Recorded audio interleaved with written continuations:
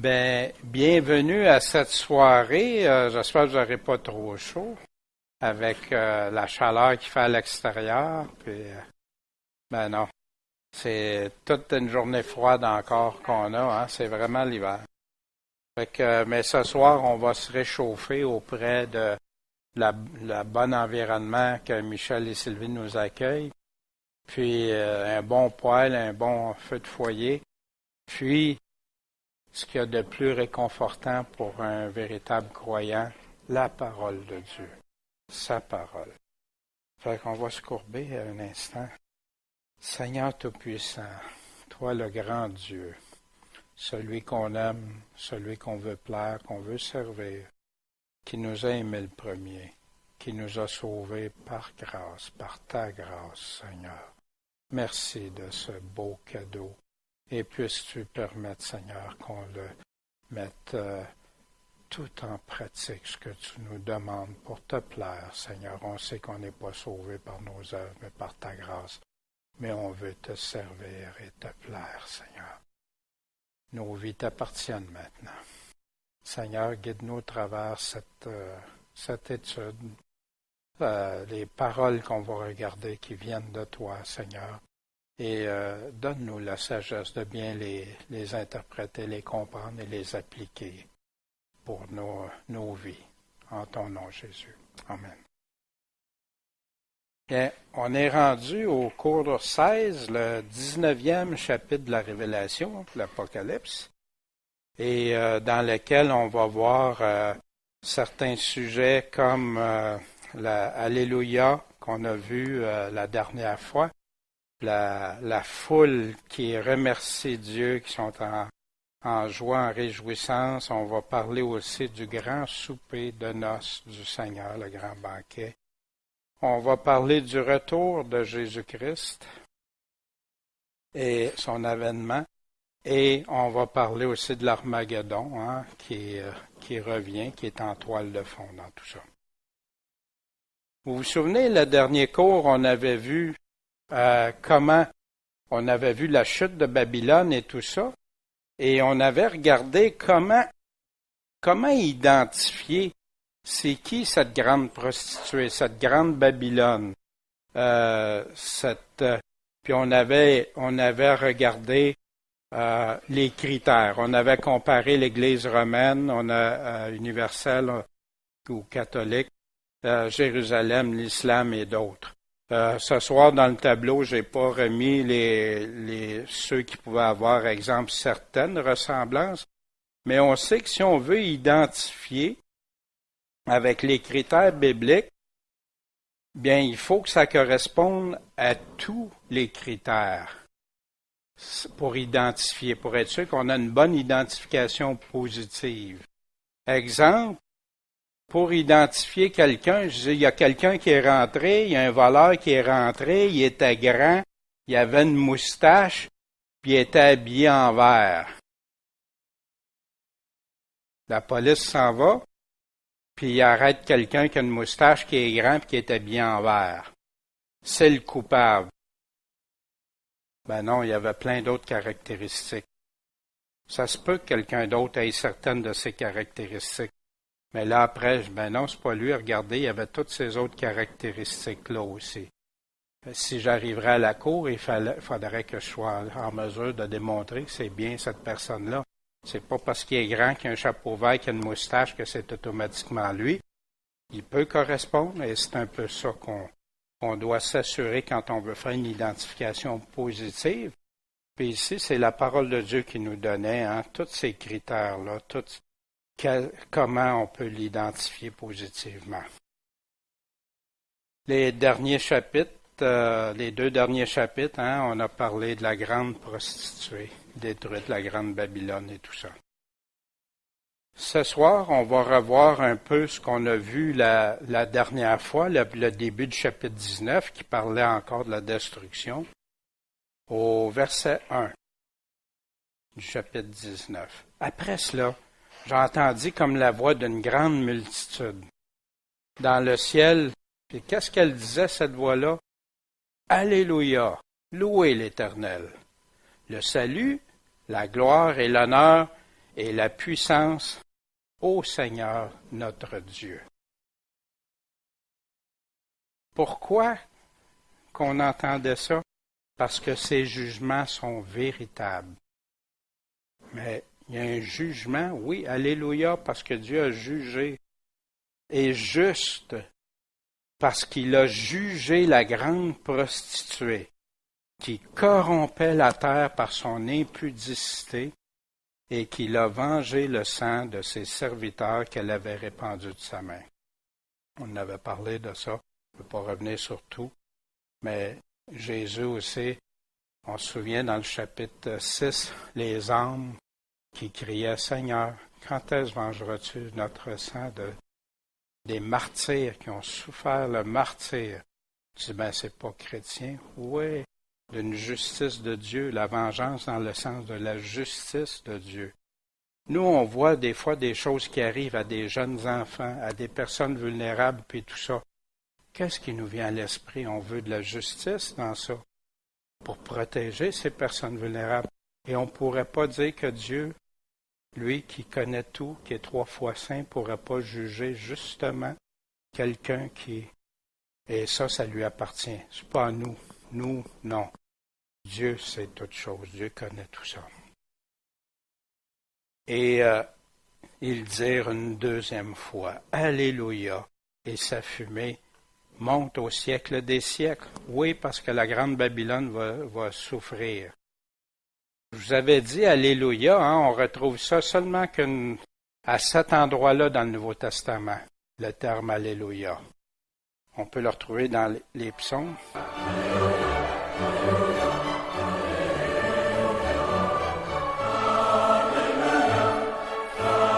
Le Dieu omnipotent, tout-puissant, il le chante, c'est parole.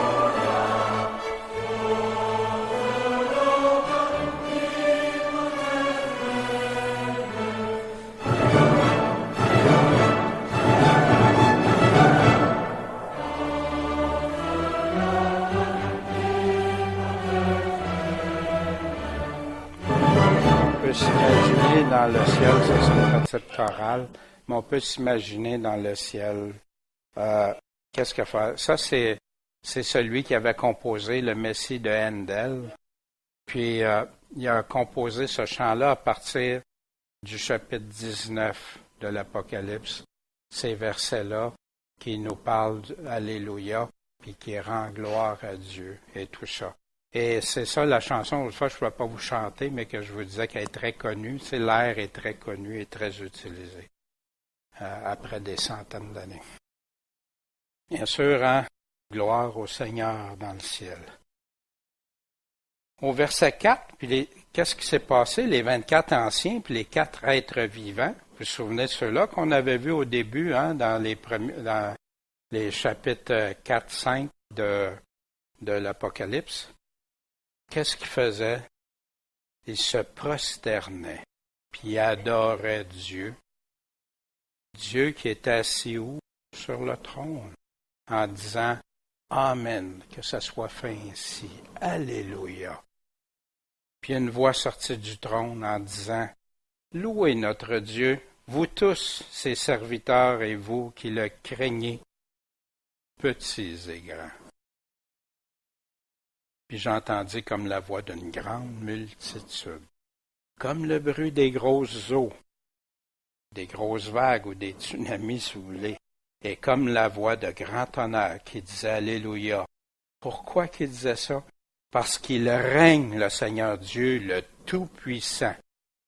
C'est plus Jésus qui est venu se faire crucifier, se faire humilier, se faire maltraiter. Le Jésus Tout-Puissant. Puis, il règne. À partir de ce moment-là, il règne. Tu dis, ouais, mais Dieu il a dit jusqu'à temps que son règne, il revienne sur la terre pour établir le règne. Puis là, on va au verset 7. Réjouissons-nous, puis faisons éclater notre joie. Est-ce qu'on a éclaté notre joie? Comment on peut éclater notre joie? Être ensemble, hein? Juste être ensemble, des fois, on partage un repas, on est ensemble, on est dans la joie. Imaginez quand on va être avec le roi des rois, le Seigneur des seigneurs avec lui, souper avec lui. Pourquoi qu'on lui donne gloire? Parce que les noces de l'agneau sont venues, puis son épouse séparée. Les noces de l'agneau, le mariage, la rencontre. C'est ça qui va se passer, puis je vais tenter de vous démontrer ça. Puis son épouse, qui est considérée son épouse? L'ensemble des croyants fidèles à Jésus-Christ. Ou, si vous voulez, ce qu'on appelle son Église. Puis ça lui a été donné d'être vêtu d'un fin lin, pur et éclatant. Pourquoi? Parce que le fin lin, c'est les justices des saints. En passant, c'est pas écrit la justice, c'est pas la justice, c'est les justices au pluriel des saints. Les actions de justice pour Dieu. Pas les actions selon l'homme, les actions, ceux qui restent attachés au sceptre. Sans moi, vous ne pouvez rien faire, mais avec moi, vous pouvez faire porter du bon fruit, le fruit comme Dieu le demande. Alors l'ange me dit, écris, heureux ceux qui sont appelés au banquet de noces. Ceux qui sont appelés. Fait que déjà en disant ceux qui sont appelés, ça exclut ceux qui ne sont pas appelés. Malheureusement, pour plusieurs, malheureusement, ceux qui sont appelés au banquet de noces de l'agneau. Un grand repas, un festin. Ce sont là les véritables paroles de Dieu. Est-ce qu'on peut douter de quelque chose ici? C'est les paroles véritables de Dieu. Toute la Bible, on doit. Il n'y a pas de doute avec ça. Mais ici, il prend la peine de dire, mettre un accent. Puis on a besoin de le réentendre. Le grand festin, le grand banquet. Jésus en a parlé souvent dans les évangiles. On va aller voir comment il nous en a parlé. Un grand souper de noces. Dans l'Apocalypse même, j'aime toujours retrouver dans le même livre, autant que possible, les mêmes paroles ou des choses qui vont dans le même sens. Quand Jésus parlait une église, voici, je me tiens à la porte, puis je frappe. Si quelqu'un entend ma voix, il parle à une église. Si quelqu'un entend ma voix et m'ouvre la porte, j'entrerai chez lui et je souperai avec lui et lui avec moi. Quand est-ce que Dieu va faire ça? Quand est-ce que Jésus va faire ça, le grand souper? Moi, je crois que c'est au futur, aussi, je souperai. Je veux pas faire de point de doctrine avec ça, c'est pas ça, mais pour moi, ça va dans le sens du souper au futur. Beaucoup s'en servent pour l'évangélisation, là, puis c'est une bonne chose. Jésus frappe à la porte de notre cœur. Je sais qu'il a frappé à la mienne, il a sûrement frappé à la vôtre aussi.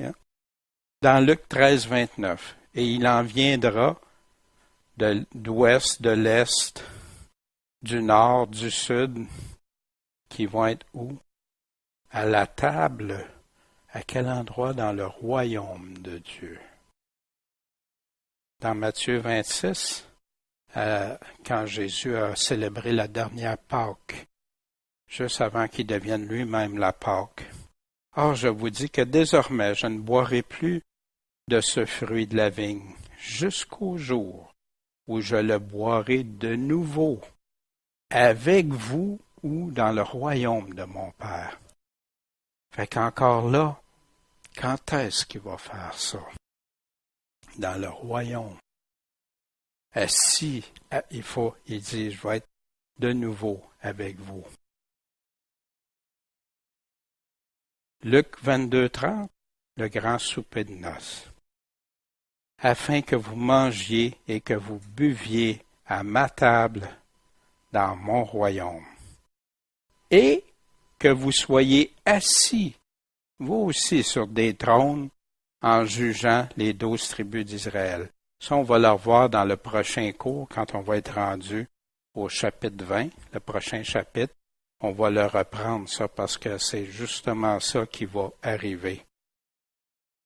Dans Matthieu 22, 11, Jésus reprend encore une image de souper. Et le roi étant entré pour voir ceux qui étaient à la table, aperçut un homme qui n'était pas vêtu d'un vêtement de noces, et lui dit, « Mon ami, comment es-tu entré ici sans avoir un habit de noces? » Il a commencé, « Je vais m'expliquer, moi, quand je suis rendu devant lui, je vais m'expliquer. » Non, il eut la bouche fermée. Alors le roi dit au serviteur, « Attachez-le, pieds et mains, emportez-le, jetez-le dans les ténèbres de dehors. Là seront les pleurs et les grincements de dents. » En passant, c'est le même Jésus qui nous parle d'amour, le même Jésus qui nous parle de justice, le même Jésus qui dit qu'il va y avoir des jugements et des choses à venir aussi. Être vêtu, on retrouve ça encore dans l'Apocalypse. Celui qui vaincra, il parle aux églises, leur donne les bonnes choses qu'ils font, les bonnes œuvres, les mauvaises choses, les reproches que Dieu, puis les avertissements. Puis là, il arrive ici, celui qui vaincra sera vêtu de vêtements blancs. Puis j'effacerai pas son nom du livre de vie, puis je confesserai son nom devant mon Père et devant ses anges. Le vêtement blanc est un thème majeur. On va voir qu'est-ce que ça peut vouloir dire. Là, on va aller voir l'identification aussi. Qui peut porter ça? Puis un des anciens prit la parole et me dit, « Ceux qui sont vêtus de robes blanches, qui sont-ils? D'où ils viennent? » Les robes blanches. Puis il leur dit d'où ils viennent de la grande tribulation. Dans Apocalypse 16, chapitre, verset 15, « Voici, je viens comme un voleur. » Jésus nous a répété ça souvent. Toutes les fois qu'il parle de son retour. Heureux celui qui veille, est éveillé, puis qui garde ses vêtements. Ça veut-tu dire qu'il y a des chrétiens qui vont se déshabiller? Non, c'est pas de ça, on le sait très bien. Qui garde ses vêtements. Un thème majeur. Pourquoi? Qui marche pas nu puis qu'on voit pas sa honte. Qu'est-ce qu'il peut bien vouloir dire? On va aller voir l'origine de la honte d'être dénudé. Vous vous souvenez dans Genèse 3, verset 7. Et les yeux de tous les deux s'ouvrirent à Adam et Ève. Et ils connurent qu'ils étaient nus. Fait qu'ils ont pris eux-mêmes le moyen de coudre des feuilles de figuier, puis ils s'en sont fait des ceintures. Puis Adam répond, « J'ai entendu ta voix dans le jardin. J'ai eu peur, j'ai craint parce que je suis nu, puis je me suis caché. » Qu'est-ce qui a fait la différence? Dieu dit, « Qui t'a montré que tu es nu comme si Dieu avait besoin? » Et Dieu savait très bien. Mais Dieu aussi nous pose des questions des fois. Puis c'est rempli dans sa parole, des questions qui s'adressent à nous. C'est-tu pour lui? Non, pour nous faire réfléchir, nous amener à une réflexion, puis à être obligé de le verbaliser, de le réfléchir nous-mêmes. As-tu mangé de l'arbre que je t'avais ordonné de ne pas manger? Fait que d'où ça vient tout ça, la nudité, le péché, la désobéissance, être nu. Ici, bien oui, tu dis, ben là, c'était ses vêtements, mais à l'origine, le péché est à l'origine de la nudité. Fait que c'est un thème qui est repris. Encore un grand souper que Jésus nous parle, le souper de l'agneau. Dans Luc 14, verset 15, un de ceux qui étaient à table, ayant entendu cela, lui dit, il était en train d'entendre parler de choses de Dieu, « Heureux celui qui mangera du pain dans le royaume de Dieu. » Jésus lui dit, Jésus était très, comment je pourrais dire ça, pas profiter dans le sens péjoratif, là, mais profitait de chaque occasion où il pouvait donner un exemple pour aider les personnes à comprendre, puis en sachant que ces exemples-là nous seraient utiles, auraient été utiles à tous les chrétiens au travers des siècles, jusqu'à la fin, jusqu'à son retour. Puis en passant ici, c'est des paraboles qu'on examine qui ont tout rapport à la fin. Je ne parle pas F-A-I-N, mais F-I-N, au retour de Christ. Jésus lui dit, un homme a fait un grand souper, puis a convié plein de gens. Il y a des invités. Grand banquet, beaucoup d'invités. Il a envoyé son serviteur. C'est l'heure maintenant à dire aux conviés, venez, parce que c'est prêt. Fait que donc, il les avait conviés, il les avait invités, il le savait. Il savait que ça s'en venait. Fait que là, OK, tout est prêt maintenant. Mais là, ils se sont mis tous de concert à s'excuser. En passant, il y a des regroupements ou des associations ou des assemblées d'église, tout ça, qui pensent parce qu'ils se mettent en unité, en concert avec des choses pour mettre la parole de côté de Dieu, ils sont corrects. Jamais. Ici, ils sont mis tous de concert pour s'excuser. Un peu plus loin, dans le même contexte, et le serviteur, étant de retour, rapporta cela à son maître. Il y en a un, c'était parce qu'il venait de se marier, l'autre, c'était ses bœufs, etc. Il y avait toutes des bonnes excuses. Puis le serviteur, quand il a su que ça ne marchait pas, il a rapporté ça à son maître. Alors le père de famille, en colère, dit à son serviteur, « Va rapidement sur les places, dans les rues de la ville, puis emmène ici les pauvres, les impotents, les boiteux, puis les aveugles. » Ensuite, le serviteur dit, « Seigneur, on a fait tout ce que tu as commandé, on a tout été chercher. Il reste la place encore. »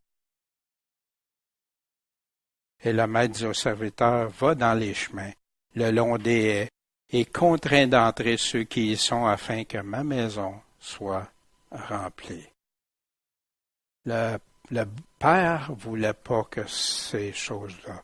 Il l'avait offert, ces gens-là, oui, oui, Seigneur, puis quand c'est le temps. Mais Jésus dit, car je vous dis. Puis là, il applique tout ça, cette parabole-là, directement à lui-même. Que là, les gens ne pouvaient pas dire de quoi il parlait. Non, non. Il dit, là, il l'applique. Car je vous dis qu'aucun de ceux qui avaient été conviés ne goûtera de mon souper.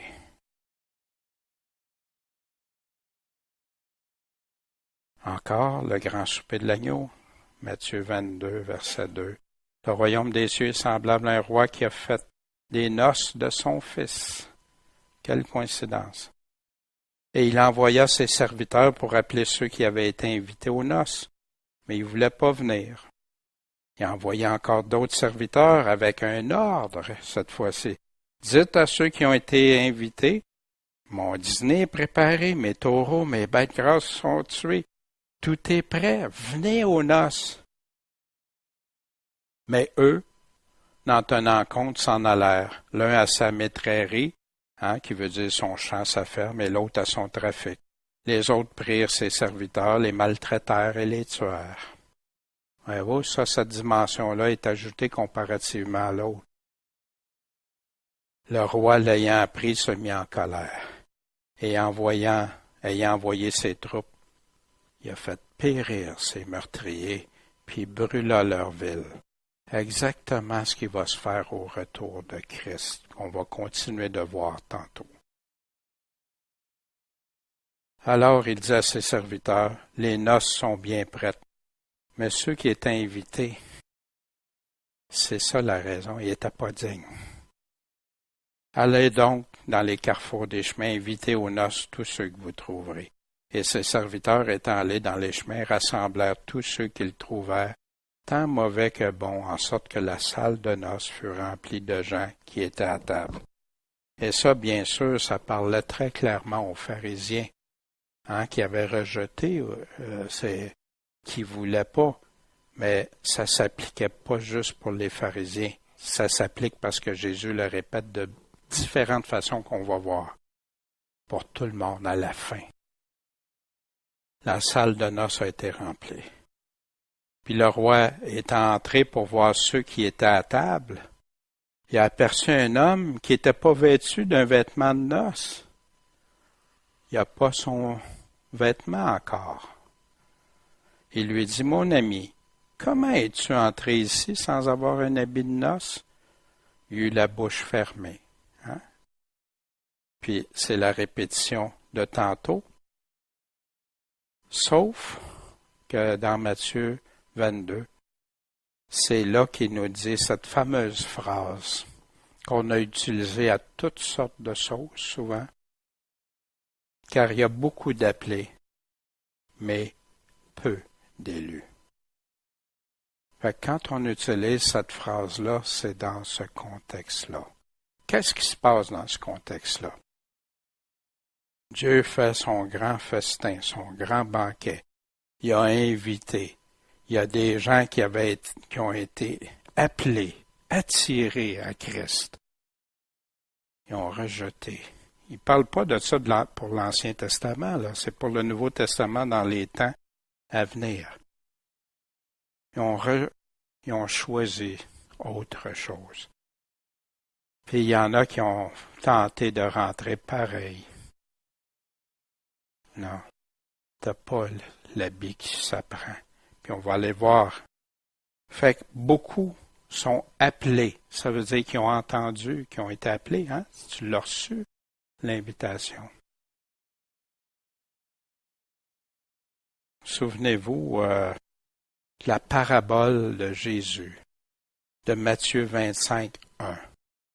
Qui, le chapitre 24 et 25, on avait étudié ça en long et en large, qui sont deux chapitres qui répondent à la question que les apôtres ont posée à Jésus. Quand est-ce la fin? Quand est-ce ton retour? Jésus est en train de continuer à lui répondre à ça. Il lui dit, alors, dans ce temps-là, le temps de la fin, le royaume des cieux sera semblable, une image, à 10 vierges qui, ayant pris leur lampe, allèrent au-devant de l'époux. Puis 5 d'entre elles étaient sages, puis 5 folles.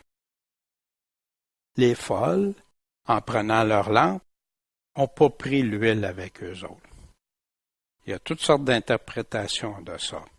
Mais ici, on va rester dans qu'est-ce que Jésus est en train de nous dire. Pourquoi qu'il nous parle de ça? Avant d'essayer de donner toutes sortes d'explications. Mais les sages, elles, ils avaient pris de l'huile dans leur vaisseau avec leur lampe. Donc, ils étaient prévoyantes, ils étaient prudentes, ils étaient préparés. Puis comme l'époux tardait à venir, elles s'assoupirent toutes et s'endormirent. Ça prend du temps. Ça, en passant, c'est un thème que vous allez retrouver souvent, pas dit dans ces mots-là, mais dit « Mon maître tarde à venir », ou si c'est à la 2e, la 3e heure, puis tout ça, qui laisse tout sous-entendre que ça n'arrivera pas quand on va penser. Ça va être comme sur le tard. Puis c'est ça qu'il y en a qui vont même se détourner de la foi, malheureusement. Et sur le minuit, un cri s'éleva. « Voici l'époux qui vient. Sortez, c'est le temps, sortez au-devant de lui. C'est le temps. » Alors toutes les vierges se levèrent, puis là préparèrent leurs lampes. Vite, ça prend de la lumière, ça prend l'éclairage, le voici. Puis les folles dirent aux sages, donnez-nous de votre huile, parce que nos lampes s'éteignent. Fait que là, des chrétiens qui parlent à d'autres chrétiens. Mais les sages répondirent, non, on a peur qu'il n'y en ait pas assez pour nous puis pour vous. Il n'y aura pas assez pour les deux. Allez plutôt vers ceux qui en vendent, puis achetez-en pour vous autres. Moi, quand je regarde ça, je dis, Seigneur, mais qu'est-ce? Tu nous dis qu'entre frères, de s'aimer, de s'entraider, de partager, tout, puis pourquoi ça dans cette phrase-là qui semble aller à l'encontre des principes qu'on apprend? Qu'est-ce qu'un chrétien peut pas donner à un autre chrétien? Proverbe 23 répond à ça. En tout cas, pour moi, achète quoi? La vérité. Vends-la pas. Achète la sagesse, l'instruction, puis la prudence. Sois éveillé, sois réveillé. Garde ça précieusement. Ça, tu peux pas le vendre à un autre. Tu peux inciter un autre. Tu peux vouloir influencer un autre à aimer la vérité. Mais peux-tu la vendre? Non. Acheter la sagesse. Tu peux pas donner ta sagesse à l'autre. L'instruction puis la prudence. Achète ça. Dans l'Apocalypse, Jésus revient. Je te conseille d'acheter, mais de qui? De moi, le cep. Toujours attaché au cep. De l'or éprouvé par le feu pour devenir riche. Qu'est-ce que c'est de l'or éprouvé par le feu? Il y a plein de passages dans la Bible qui nous parlent que l'or pur, l'or épuré, l'argent ou épuré qui retourne à sa parole. Puis l'autre chose, c'est l'épreuve. Les deux choses. Pour devenir riche, puis des vêtements blancs pour être vêtu, et que la honte de ta nudité ne paraisse point, puis que tu aies un collier pour ouvrir, oindre tes yeux pour que tu vois. Fait qu'ici, déjà, Jésus dit, « Wow! Achète ça de moi, cet or éprouvé-là. » Mais si je voudrais que ce soit l'épreuve, dans ce cas-là, je peux-tu acheter de l'épreuve du Seigneur? Non. Mais acheter de lui, je peux-tu acheter de sa parole? Quand on comprend bien acheter, là, c'est pas payer, là. Oui. Éprouvé par le feu, cette parole-là qui a été testée, éprouvée, puis que tant ont essayé de détruire, mais qui n'a jamais passé. Puis des vêtements blancs, puis un collier pour que tu vois. Tu penses que tu es riche, tu as tout. J'ai ce qu'il faut maintenant, je suis correct devant Dieu, j'ai tout. Je suis riche, mais t'es nu. Ouvrir les yeux au psaume 19, verset 8. C'est quoi qui éclaire les yeux? Les ordonnances de l'Éternel sont droites. Elles réjouissent le cœur. Savez-vous qui ça réjouit pas? C'est celui qui est rebelle à Dieu ou qui veut mépriser sa parole. Lui, ça ne le réjouit pas, les ordonnances que Dieu donne. Elles réjouissent le cœur. Le commandement de l'Éternel est pur. Il éclaire les yeux. Ce collier-là revient à quoi? La crainte de l'Éternel est pure. Elle subsiste à toujours, à perpétuité. Les jugements de l'Éternel ne sont que vérité. Ils sont tous également justes, droites.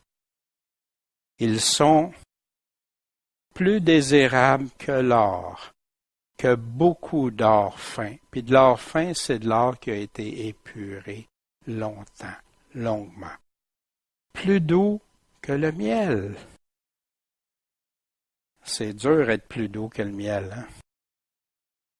Ce que découle des rayons de miel. Aussi, ton serviteur, la conclusion de ça, ton serviteur est éclairé par eux. Eux, c'est ses ordonnances, commandements de l'Éternel, les jugements de Dieu, sa vérité, et ce qui est plus désirable que l'or et tout. Puis, il y a un grand salaire, une grande récompense dans leur observation. Fait qu'un collier pour oindre les yeux, pour moi, si je m'en tiens juste à la parole de Dieu, c'est ses ordonnances qui éclairent, sa parole qui éclaire. Ici, on parle dans 1 Pierre 1,7, afin que l'épreuve de votre foi. Ici, on parle d'une épreuve de votre foi, plus précieuse que l'or qui va disparaître, qui va périr, qui pourtant, cet or-là, est éprouvé par le feu. Qu'est-ce qui est éprouvé par le feu? Ici, l'or vous tourne à la louange, à honneur et à gloire. Quand à l'avènement de notre Seigneur Jésus-Christ. Et Pierre, ici, est en train de parler à des chrétiens du temps de Néron, qui se faisaient torturer, afin que l'épreuve de votre foi.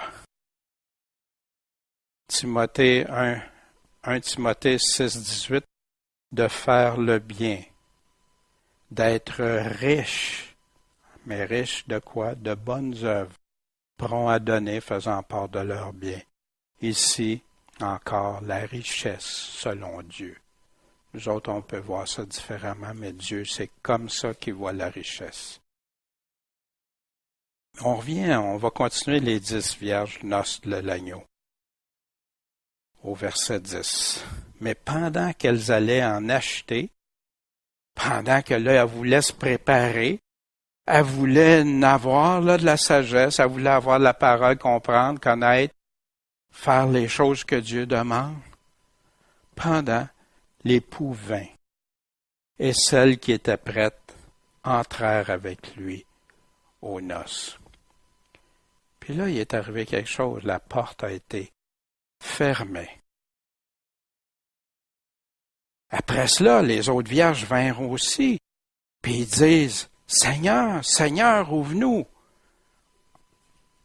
Vous avez remarqué ces vierges-là, qu'ils soient folles ou sages, ils connaissaient tout l'époux.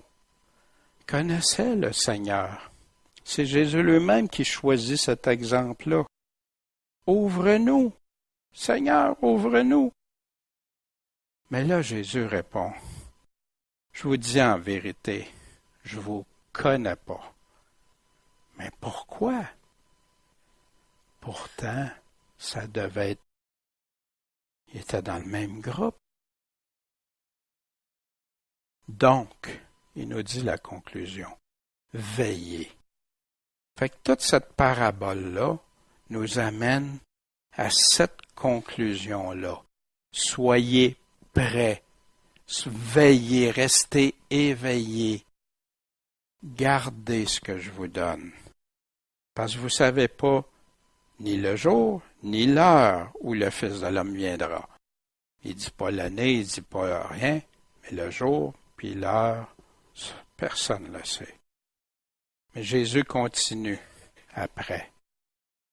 Car il en est comme d'un homme qui s'en allait en voyage, appela ses serviteurs, puis leur remit ses biens. Jésus est toujours en train de parler de son retour, là, de ce qui s'en vient. Là, on vient de quitter pour le grand souper, mais il continuait pour être bien sûr, il leur donnait plusieurs points de référence pour qu'ils comprennent l'importance de ce qui se rattache à son retour, son avènement, la fin. Il donne à un 5 talents, l'autre 2, l'autre 1, chacun selon ses forces. Puis il est parti. Longtemps après, on passe, là je vous fais grâce des 1, 5, 2, 1, et longtemps après, le maître de ses serviteurs revint, puis leur fait rendre compte. Puis il y en a un, le dernier, celui qui avait reçu un talent. Les autres ont été récompensés. Mais celui qui a son talent, c'était ça sa force, selon ce que le texte nous dit. Mais lui, la différence, c'est te craignant, mais pas craindre de la bonne façon, parce qu'il aurait craint de la vraie façon, c'est pas ça qu'il aurait fait. Je suis allé, puis j'ai caché ton talent dans la terre. Puis tiens, ce que tu m'as donné, c'est à toi, là, je te le remets.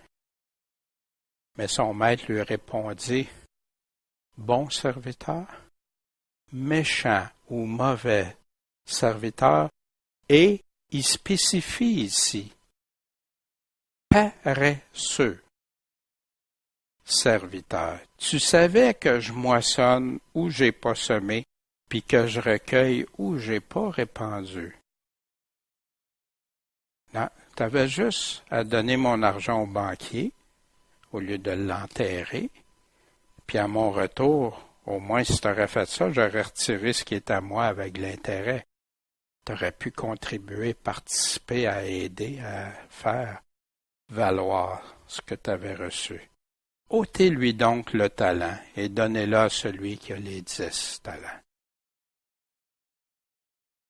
Parce que, puis il nous dit pourquoi.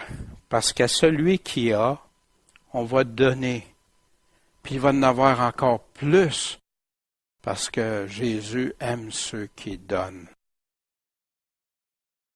Mais à celui qui n'a pas, qui croit avoir quelque chose, mais dans le fond il l'a pas, il le cache, on ôtera même ce qu'il a. Fait que là, il nous dit la phrase, donc jetez le serviteur inutile dans les ténèbres de dehors. Là seront les pleurs et les grincements de dents. C'est-tu des paroles sérieuses de Jésus, ça? C'est assez sérieux pour qu'on s'y arrête.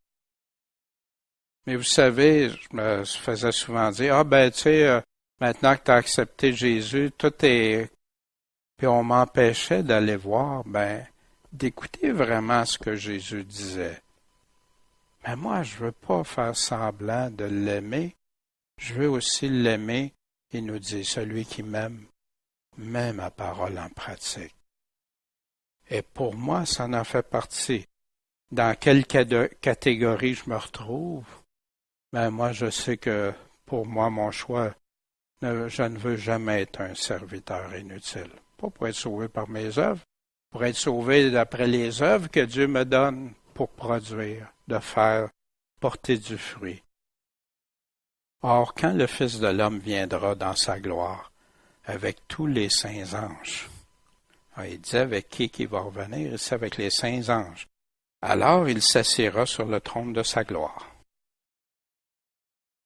Et là, toutes les nations vont être rassemblées devant lui. C'est là qu'il va séparer les uns d'avec les autres, comme un berger sépare les brebis d'avec les boucs. Puis qu'est-ce qu'il va faire? Les brebis à sa droite, puis les boucs à sa gauche. Il va faire un tri. Mais c'est quoi les critères de ce tri-là? C'est intéressant d'aller voir ça, d'écouter attentivement à ce que celui qui a des oreilles écoute. Faites attention de la manière dont vous écoutez. Fait que dans les boucs,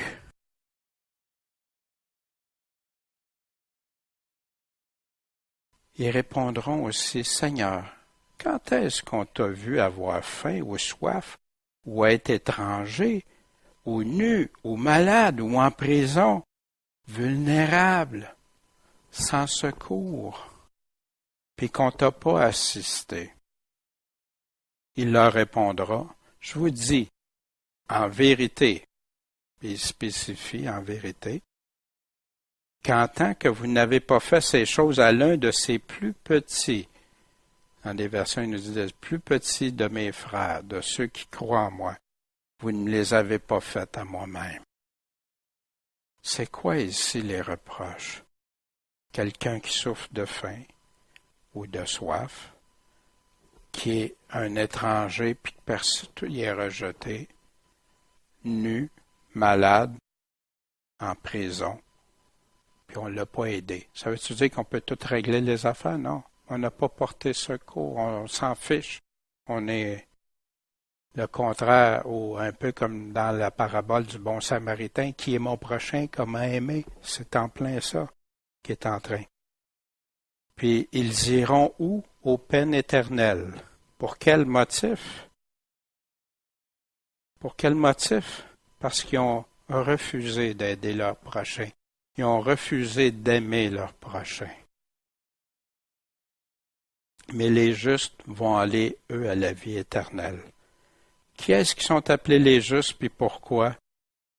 Ceux qui vont avoir mis en pratique encore la parole de Dieu, ceux qui vont avoir aimé leur prochain, qui vont les avoir aidés, qui vont aller porter du secours quand ils voient que ça va pas. Juste avant, au chapitre 24, à la fin du chapitre 24, tout ça est rattaché à des passages que malheureusement les gens découpent. Matthieu 24, 40. Alors, de deux hommes qui seront dans un champ, l'un va être pris, l'autre laissé. Il va y avoir un tri. Deux femmes qui moudront au moulin, l'une sera prise, l'autre laissée.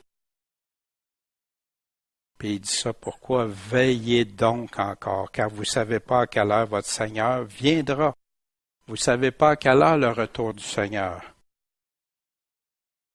C'est pourquoi. Puis il nous dit, veillez. C'est pourquoi vous aussi tenez-vous prêts. Préparez en tout temps. Qu'est-ce que ça veut dire être préparé? Être prêt. Vivre selon Dieu. Vivre ce qu'il nous demande. Veiller, prier. Dieu, donne-nous la sagesse, la force de vivre, de rester attaché en toi, à lui. Puis Jésus continue. Tenez-vous prêtes. Il continue avec une phrase qui est rattachée. Quel est donc le serviteur fidèle et prudent? Voyez-vous, se tenir prêt, ça a-t-il une relation à être fidèle puis prudent? Être préparé? Que son maître a établi sur ses domestiques. Pour faire quoi? Pour leur donner la nourriture au temps marqué. Heureux ce serviteur que son maître trouvera faisant ainsi, à quel moment? Quand Jésus va arriver. Il n'aura pas lâché, il va donner. Puis on sait que la nourriture ici peut être la parole de Dieu, ce que les gens ont besoin d'entendre. Malgré que ça brasse, ça va mal. Puis il continue. Mais, fait que là, il parlait du serviteur fidèle, prudent, puis qui s'occupait des autres, à nourrir, donner la bonne nourriture aux autres. Mais si c'est un méchant serviteur, qui dise en son cœur, mon maître, il tarde à venir. S'il l'appelle comme ça, mon maître, c'est parce qu'il le connaît. Il sait, il connaît qu'est-ce qui va s'en venir. Il doit revenir, mon maître. Ça prend du temps, c'est trop long. Comment ça qu'il n'est pas revenu avant ça? Comment ça qu'il n'est pas déjà là?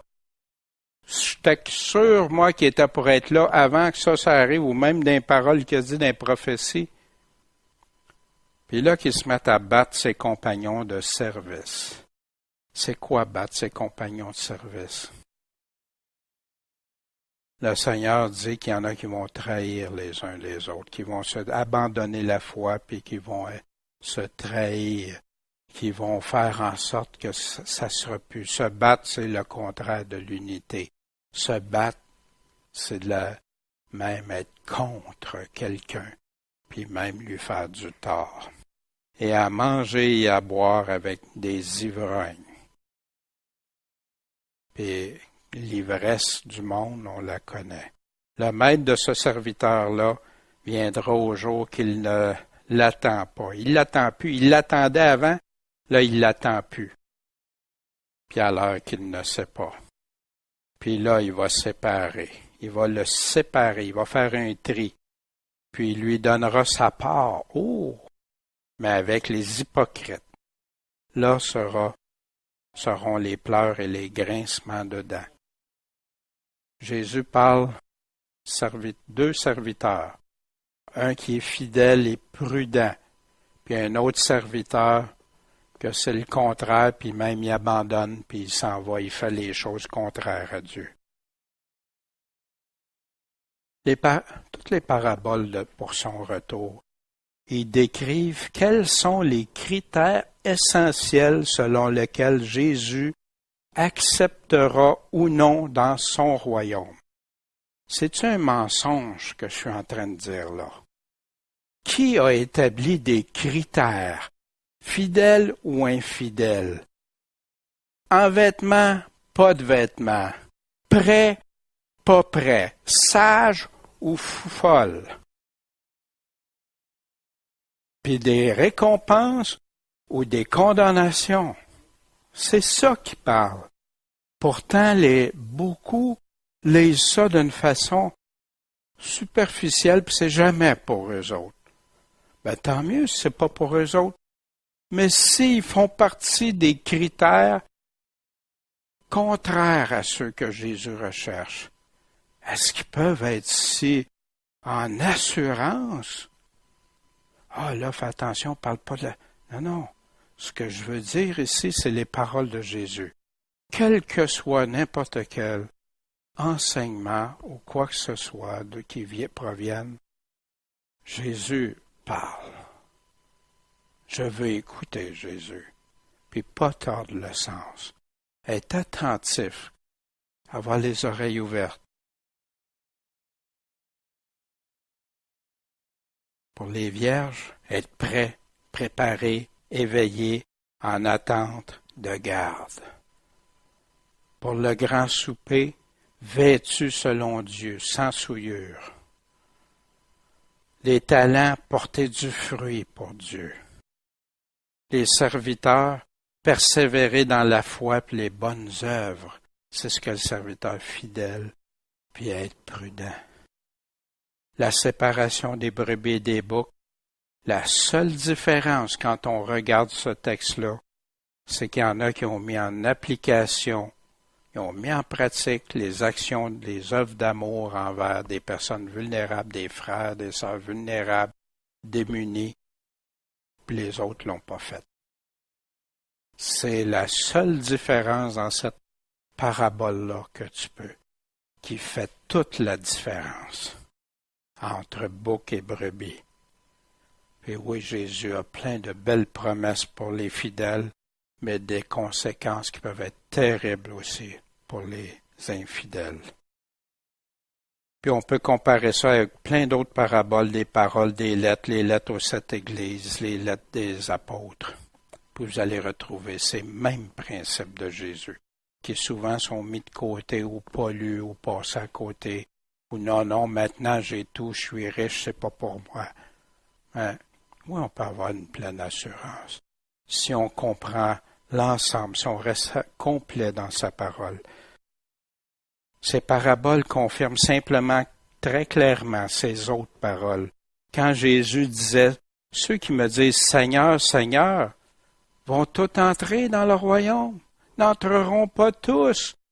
Mais qui? Il met une condition. Celui-là, seul, même qui fait quoi? La volonté de mon Père qui est dans les cieux. La volonté du Père, oui, c'est de croire, c'est d'accepter et de vivre pour Jésus, en lui et avec lui. On va le voir. Fiez-vous pas sur mes paroles. Plusieurs me diront ce jour-là, Seigneur, Seigneur, est-ce qu'on n'a pas prophétisé par ton nom, en ton nom? Pas en notre nom, on l'a fait dans ton nom. Est-ce qu'on n'a pas chassé des démons par ton nom? Est-ce qu'on n'a pas fait même beaucoup de miracles par ton nom? Pourtant, Jésus les a. Je vous connais même pas. C'est juste ceux qui ont fait sa volonté. Fait que faire sa volonté, si c'est pas juste prophétiser, si c'est pas juste chasser des démons ou faire des miracles, qu'est-ce que ça peut être? Est-ce que ces personnes-là croyaient à Jésus pour parler en son nom? Est-ce que ces personnes-là ont dit, Seigneur, je crois en toi, Seigneur, puis tu vas venir me chercher. Je crois qu'il est mort, qu'il est ressuscité. Pour qu'il ait fait ça? Oui. Ça fait il manque d'autres choses. Pourquoi m'appelez-vous Seigneur, Seigneur, et faites-vous pas ce que je dis? Le Père a dit à Jésus, celui-ci est mon Fils bien-aimé. Écoutez-le. Le commandement est très clair. Et quelqu'un lui dit, Seigneur, n'y a-t-il que peu de gens qui soient sauvés? Fait que Jésus répond, soyez sans crainte, maintenant que vous croyez, que vous pensez, tout est réglé. Qu'est-ce qu'il nous dit? Efforcez-vous d'entrer par la porte étroite, car je vous dis que plusieurs vont chercher d'y entrer, mais ils ne pourront même pas. Dans Luc 13, 25, quand le maître de la maison se sera levé et aura fermé la porte. Vous savez, il y en a beaucoup qui prêchent la deuxième chance. C'est pas ça que je lis, moi, des paraboles de Jésus qui parlent de la fin. Et qu'étant dehors, vous commencez à frapper à la porte en disant « Seigneur, Seigneur, ouvre-nous » Il vous répondra « Je ne sais même pas d'où vous êtes. » À qui parlait encore là des gens qui se disent croyants? La condition de Jésus. Si vous faites tout ce que je vous commande, là vous serez mes amis. Est-ce qu'il y a quelque chose de compliqué? Est-ce qu'il y a 1000 interprétations, d'autres interprétations que si on fait tout ce qu'il nous commande? Fait que tout, c'est quoi tout? Son évangile nous donne ses règles, nous donne ça. Dans Apocalypse 22, spécifiquement, c'est très spécial. Heureux ceux qui observent ces commandements. Pourquoi? Juste pour être bénis, afin d'avoir droit à l'arbre de vie. Dites-moi, l'arbre de vie, ça sert à quoi? Mais ici, heureux ceux qui observent ces commandements. Pourquoi? C'est ça qui leur donne droit à l'arbre de vie. Si j'aime Jésus, je fais ce qu'il me demande.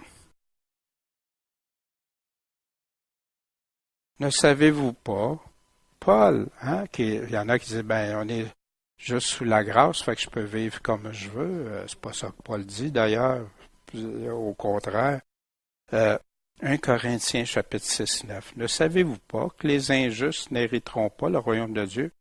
Ah là, c'est pas moi l'injuste. Ne vous abusez pas. Trompe-toi pas toi-même. Ni ceux qui vivent dans l'impureté, ni ceux qui vivent dans l'idolâtrie, qui vivent dans les adultères, ni les efféminés, ni les infâmes, ni les larrons, ni les avares, ni les ivrognes, ni les médisants, ni les ravisseurs, n'hériteront le royaume de Dieu. Wow! Il dit ça à qui en passant? Il dit ça à des personnes qui vont à une église, l'église des chrétiens de l'église de Corinthe. Mais il est en train de leur dire, trompez-vous pas, là. Puis Paul le répète à plusieurs autres endroits. Puis il répète avec si vous faites ça, faites-vous-en pas croire. C'est pas pour vous autres le royaume de Dieu. Luc 14, 26, si quelqu'un vient à moi, puis qui ne préfère son père ou ne haït pas son père, il prend un mot fort pour montrer la différence. Qui de nous autres va haïr notre père, notre mère, notre femme, puis nos enfants, nos frères, puis nos sœurs, puis même notre propre vie?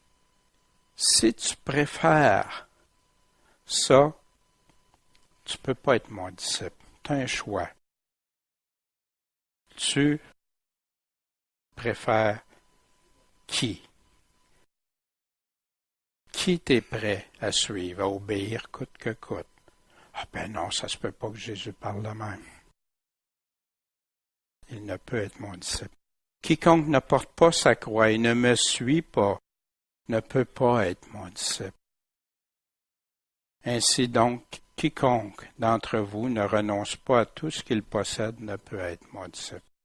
C'est ben trop dur. Vous savez qu'il y en a plusieurs qui ont abandonné avec ces phrases-là, ces paroles-là. Mais c'est triste parce que la vie éternelle, c'est complètement autre chose.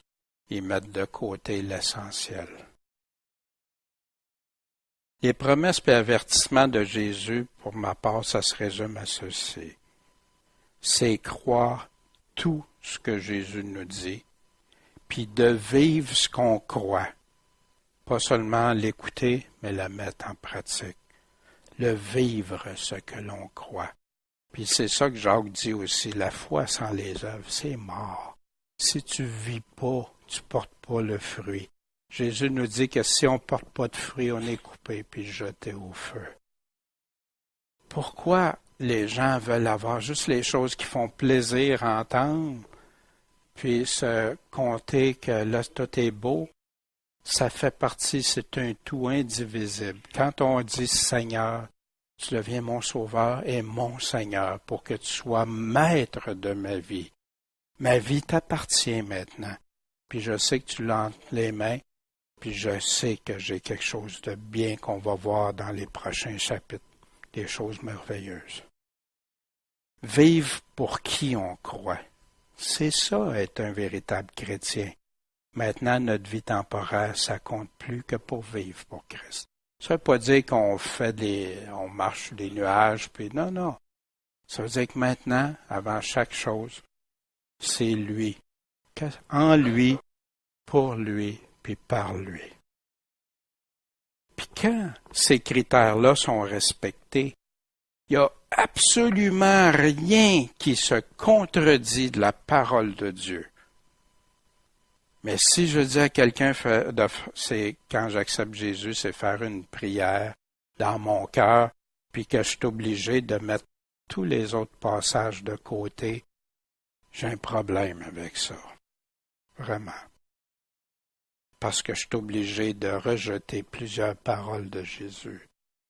Mais quand tu les as tous ensemble, si c'est vrai que Jésus est ton Sauveur et Seigneur, c'est naturel de l'aimer, de le suivre, de vouloir être avec lui.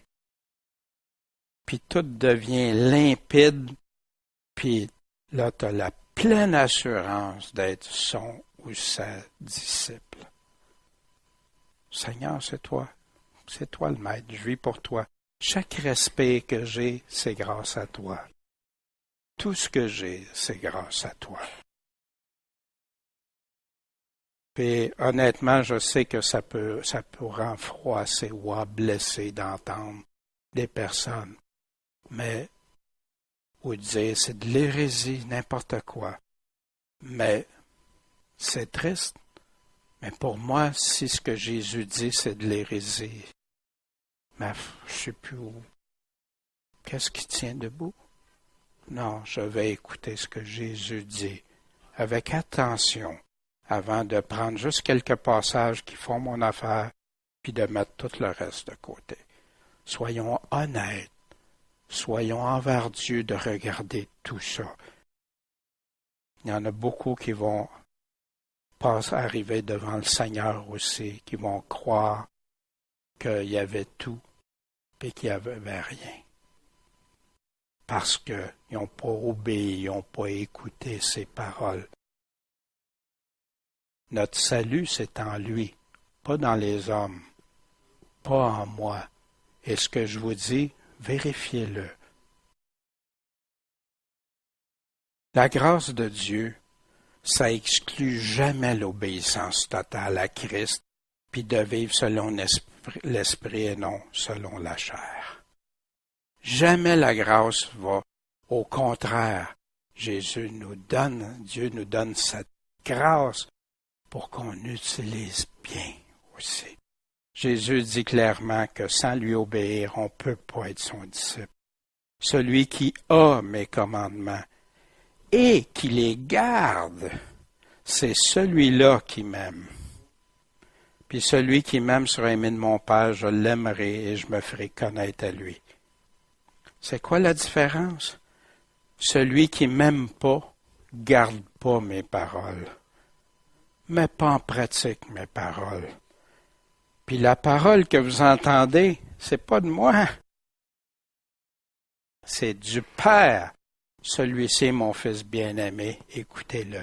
Dieu et le Père fait un maintenant, mais Jésus fait bien comprendre que ce n'est pas Jésus que vous rejetez le Père même.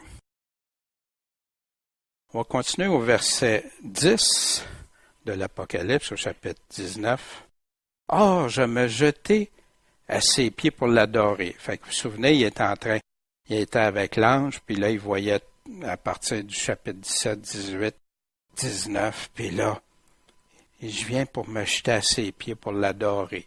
Un peu comme Corneille, on a vu récemment avec Pierre et tout ça. Mais il me dit, garde-toi de le faire, je suis ton compagnon de service. Un ange qui lui parle parce qu'il parlait quand on fait le lien. Là, il dit quelque chose. Pas moi. Adore Dieu. Parce que le témoignage de Jésus, c'est ça l'esprit de prophétie. Fait que là, le témoignage de Jésus égale l'esprit de prophétie. Moi, en tout cas, j'ai vu, il y a beaucoup d'interprétations par rapport à ça. Mais pour moi, une conclusion qui en vient. C'est Dieu qui est l'esprit qui donne la prophétie, puis non l'ange qui la présente. Parce que là, pourtant, Jean, il connaît le Seigneur, puis jamais Jean savait qu'il ne pouvait pas se... Il y a quelque chose, il y a de la confusion un peu, tout ça. Mais là, c'est une façon très claire. C'est Dieu. L'ange répond, c'est Dieu qui est l'esprit. C'est Dieu que tu dois adorer. C'est pas moi, c'est pas l'ange qui la donne. Puis toute la prophétie, c'est le témoignage pour Jésus. Si vous regardez les prophéties, ça parle de qui? L'Apocalypse, l'esprit de prophétie, qui est l'Apocalypse, puis c'est ceux qui ont le témoignage, puis le témoignage de Jésus, de garder le témoignage de Jésus, c'est ça. Ça concerne le plan de Dieu qui va prendre sa totalité en lui, en Jésus, par lui, puis pour lui. Puis ôter Jésus de l'Apocalypse, là, ôter Jésus de la parole de Dieu, tout s'écroule. Quoi, qui et comment avoir le témoignage? C'est quoi ce témoignage? C'est beau de parler du témoignage, mais c'est quoi? On va aller voir, la parole nous répond. Apocalypse 1, verset 9. Moi, Jean, votre frère, qui est part avec vous à la tribulation, puis au règne, puis à la persévérance ou la patience de Jésus-Christ, qui est la même chose. J'étais dans l'île appelée Patmos. Hein? Il a été envoyé là par punition de l'empereur. Pourquoi qu'il était là? Pour la parole de Dieu et pour le témoignage de Jésus-Christ. Il a été emprisonné là parce à cause de la parole de Dieu, qui est resté fidèle à la parole de Dieu, puis pour le témoignage de Jésus-Christ. Sans ça, Jean, il ne serait pas là. Il avait juste à refuter ou à abandonner la foi ou à dire non, faire semblant que, puis il aurait été libre. Apocalypse 6, 9, fait que le témoignage de Jésus. Après ça, encore, et quand l'agneau eut ouvert le 5e sceau, je vis sous l'autel les âmes de ceux qui avaient été mis à mort. Pourquoi ils ont été mis à mort?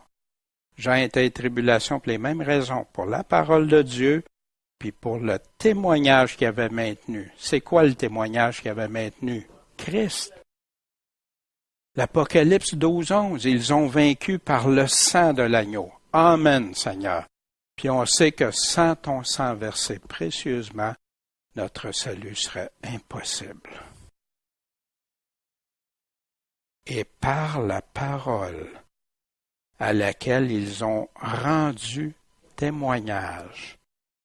Ici, le témoignage à la parole et le sang de Jésus. Voyez-vous, ça revient le témoignage de Jésus par le sang, puis par la parole. Puis, qu'est-ce qu'ils ont fait? Ils n'ont pas préféré leur vie à la mort. Est-ce qu'ils obéissaient au Seigneur quand il dit celui qui préfère, qui ne haït pas sa propre vie ou tout ça? Ils l'ont mis là en application, clairement. Puis on a vu, on verra aussi toutes les belles récompenses. Encore pour le témoignage, c'est quoi?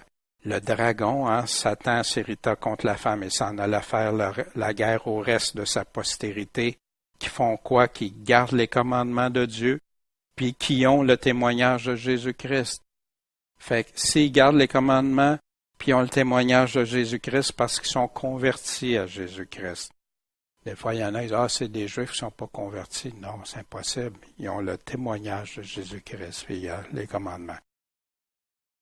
Et on va le voir ça là, dans le prochain. Et je vis des trônes sur lesquels s'assirent des personnes, il leur fut donné de juger.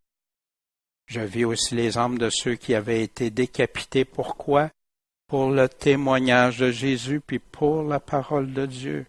Et ceux qui n'avaient pas adoré la bête, ni son image, qui n'avaient pas pris sa marque sur leur front, ou alors sur leurs mains, ils ont vécu et régnèrent avec Christ pendant 1000 ans. Et ça, c'est intéressant aussi, ces passages-là. Puis, qu'est-ce qu'ils ont fait? C'est eux qui ont participé à la première résurrection. Il n'y a pas d'autre avant. Et on le verra, on le reverra. Apocalypse 19, 11, et je vis ensuite le ciel ouvert. Ça, c'est important, on a vu ça, le ciel, un moment donné, c'est fermé, le ciel s'est ouvert. Et voici un cheval blanc. Celui qui est monté dessus s'appelait le fidèle, le véritable, qui juge et qui combat avec justice. C'est pas le même cavalier qu'on a vu dans les sceaux, le premier sceau. Ici, il donne une description avec plusieurs couronnes, puis il donne avec une épée, c'est pas une arc, etc. Qui juge et qui combat avec justice. Ses yeux étaient comme une flamme de feu. Rien quand ça signifie des yeux que tu peux tout voir. Impossible. Il y avait sur sa tête plusieurs couronnes ou diadèmes. Il y avait un nom écrit que personne ne connaît que lui-même. Il était vêtu d'un manteau teinté de sang. Oups! Fait que là, plusieurs disent, c'est son sang. On va aller voir ça. Et son nom s'appelle quoi? La parole de Dieu. C'est triste quand il y en a t'entends dire, j'aime Jésus, j'ai une relation avec Jésus. Mais sa parole, non, juste son Esprit Saint, sa parole, c'est comme secondaire. Wow! Jésus est la parole de Dieu. Jésus est celui qui a dit les paroles de Jésus. Jésus est celui qui permet qu'on ait encore par écrit ce qu'il a dit, pour notre plus grand bonheur. Pas être en adoration devant un livre ou devant des papiers, mais si on aime Jésus, puis imaginez ceux qui ne s'attachent pas aux paroles de Jésus, comment ils vont pouvoir s'attacher pour l'éternité avec? Si déjà ils rejettent ce que Jésus dit. Triste. Son retour. Le manteau, la robe. Dans Ésaïe 61, 3, 63, 1, merci. Qui est celui qui vient d'Édom en vêtements rouges, qui vient de Bosra avec des habits éclatants, portant la tête haute dans la plénitude de sa force? Puis là, on va voir, c'est moi qui parle avec justice, tout puissant pour sauver. Qui peut parler comme ça? Là, on lui demande, pourquoi tes vêtements sont-ils rouges et tes habits comme ceux de l'homme qui foule dans la cuve? Vous vous souvenez, c'est ce qu'on a vu au chapitre 14. L'homme qui foule dans la cuve. J'ai été seul à fouler au pressoir et parmi les peuples, personne n'était avec moi. Je les ai foulés dans ma colère. Je les ai écrasés dans mon courroux. Pourquoi que ma robe a teinté mes vêtements, leur sang a rejailli sur mes habits et j'ai souillé tous mes vêtements. Fait que c'est pas du sang de Jésus-Christ qui parlait, c'était du sang de sa colère qui descend. Pourquoi? Parce que le jour de la vengeance est dans mon cœur et l'année de mes rachetés est venue. Qui peut parler comme ça? Qui d'autre que le Seigneur? J'ai foulé les peuples dans ma colère et je les ai enivrés dans mon courroux. Vous, tantôt, on disait, il est parti s'enivrer avec les ivrognes, boire. Enivrer, dans la Bible, nous signifie souvent d'être dans la séduction ou d'être dans le monde. Ça ne veut pas nécessairement dire que je prends un coup solide. Si je prends la boisson, ça peut conduire à ça. Et j'ai fait couler leur sang sur ta terre. Et son nom s'appelle la parole de Dieu au verset 13 dans l'Apocalypse, 19-13. On a vu la robe teintée, là on va aller voir la parole de Dieu.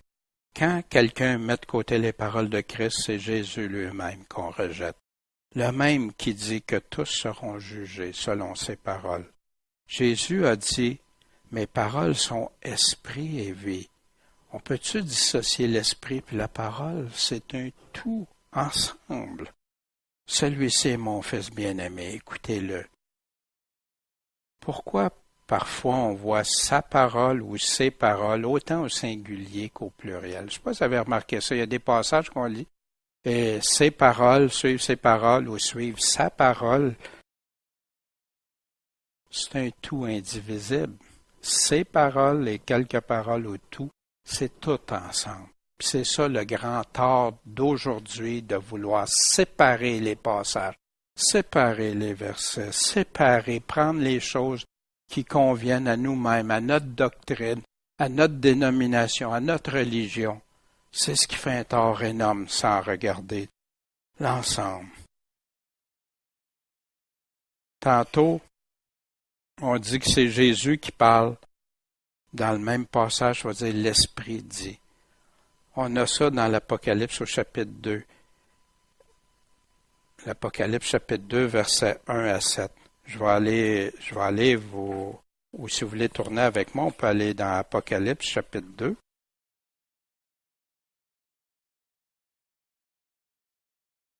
Puis versets 1 à 7.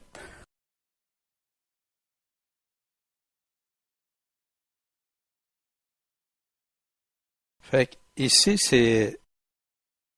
c'est celui qui a les 7 étoiles, les 7 étoiles,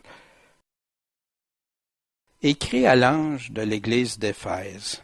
Voici ce que dit celui qui tient les 7 étoiles dans sa main droite, qui marche au milieu des 7 chandeliers d'or. Je connais tes œuvres, ton travail, ta patience. Je sais que tu ne peux endurer les méchants et que tu as éprouvé ceux qui se disent apôtres, qu'ils ne sont pas, puis que tu les as trouvés menteurs, que tu as souffert, que tu as eu de la patience, que tu as travaillé pour mon nom, que tu t'es pas découragé. Mais j'ai quelque chose contre toi, c'est que tu as abandonné ta première charité. C'est pourquoi souviens-toi d'où tu es déchu et repens-toi. Fais tes premières œuvres, autrement je viendrai bientôt à toi et j'ôterai ton chandelier de sa place si tu te repens pas. Mais tu as ceci de bon, c'est que tu haïs les actions des Nicolaïtes, lesquelles je hais aussi. Que celui qui a des oreilles écoute ce que l'Esprit dit aux églises. À celui qui vaincra, je lui donnerai à manger de l'arbre de vie qui est au milieu du paradis de Dieu. Dites-moi ici, c'est-tu Jésus ou l'Esprit qui parle? Mais pourquoi que c'est dit que celui qui a des oreilles écoute ce que l'Esprit dit aux églises? Parce que Jésus est l'Esprit, c'est le même. Jésus est sa parole, c'est le même. C'est l'Esprit Saint qui va venir, oui, nous réconforter, nous enseigner, nous diriger. Voyez-vous, quand les personnes tentent de dissocier les choses, ça peut me conduire. Garder sa parole, on avait vu au chapitre 14 d'Apocalypse au verset 12, c'est ici la patience des saints. Ce sont ici ceux qui gardent les commandements de Dieu et la foi de Jésus. Ceux qui, dans ce cas ici, qui ont refusé la marque de la bête. Et j'ai entendu une voix du ciel qui me disait, écris, heureux dès à présent les morts qui meurent dans le Seigneur. Oui, dit l'Esprit, parce qu'ils se reposent de leurs travaux, puis leurs œuvres leur suivent. Puis tu vois ça constamment, les œuvres, les fruits, tout comme ça. Puis pourtant, souvent on entend, parce que les gens vont aller à un autre extrême que les œuvres. Non, Jésus a toujours mis une importance, mais ce n'est pas nos œuvres qui nous sauvent. C'est sa grâce, son salut, son sang versé. Mais nous, il nous dit de produire des fruits qu'il a préparés d'avance.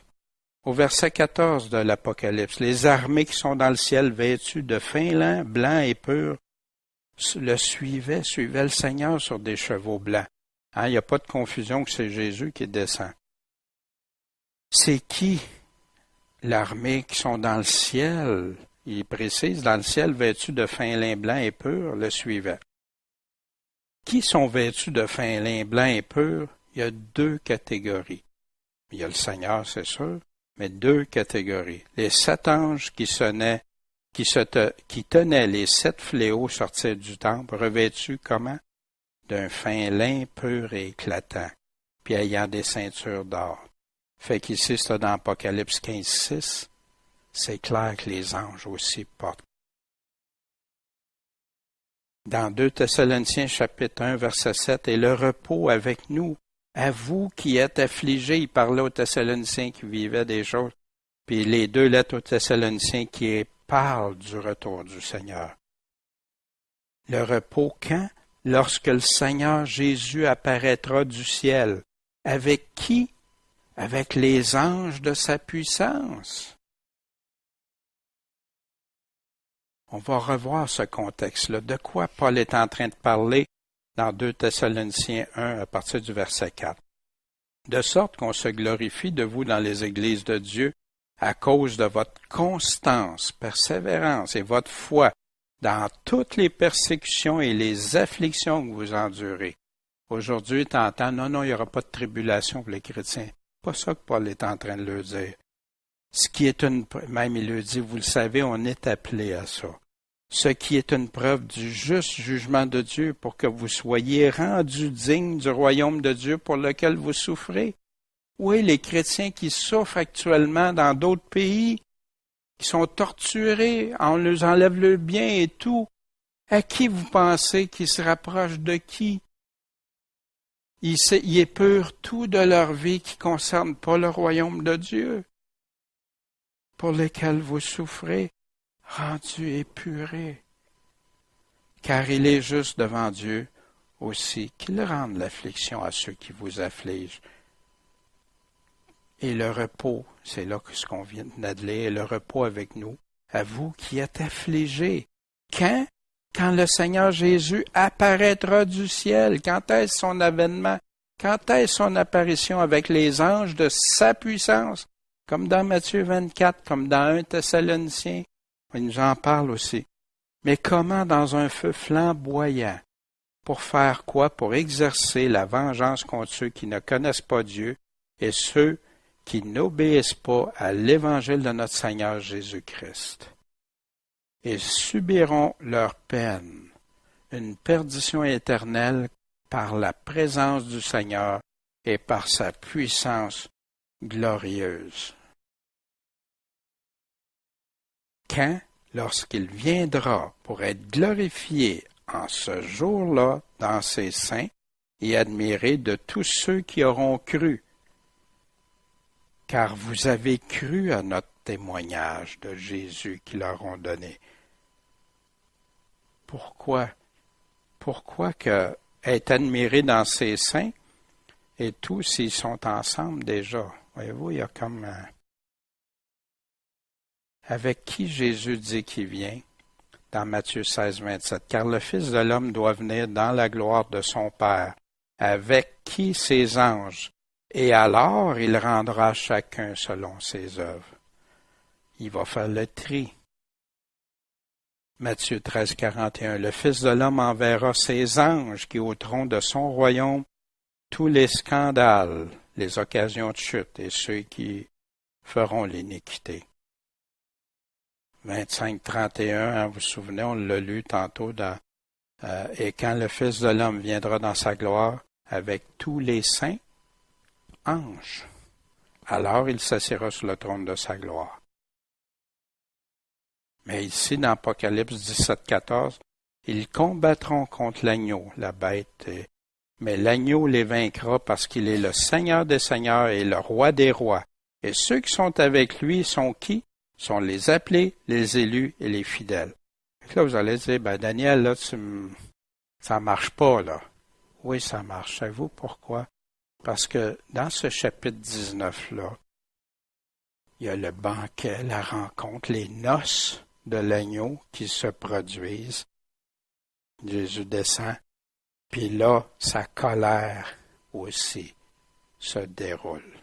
Puis on va voir ça avec d'autres passages. Et quand on va faire le tableau, vous allez voir comment toutes les choses prennent leur place.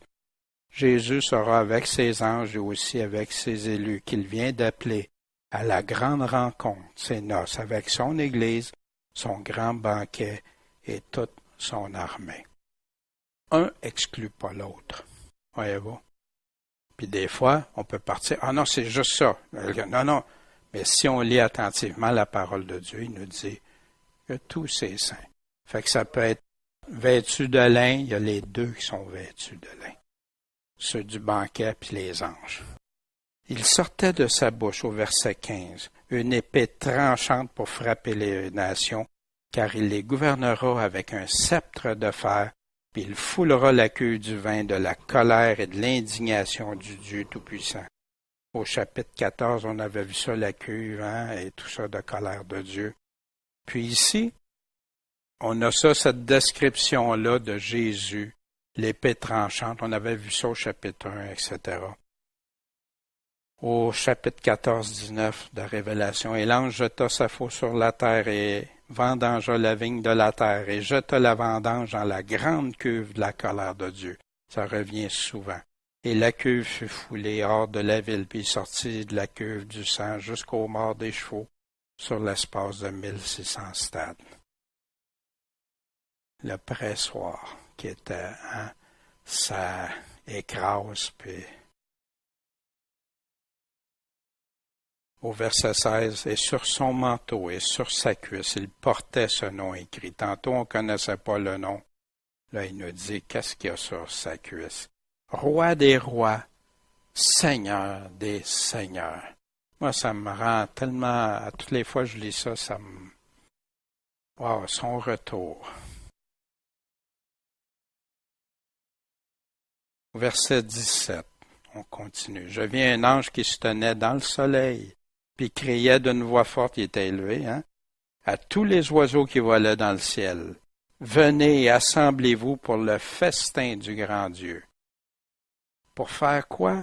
Pour manger la chair des rois, la chair des capitaines, des puissants, des chevaux, de ceux qui les montent et la chair de tous les esclaves petits et grands.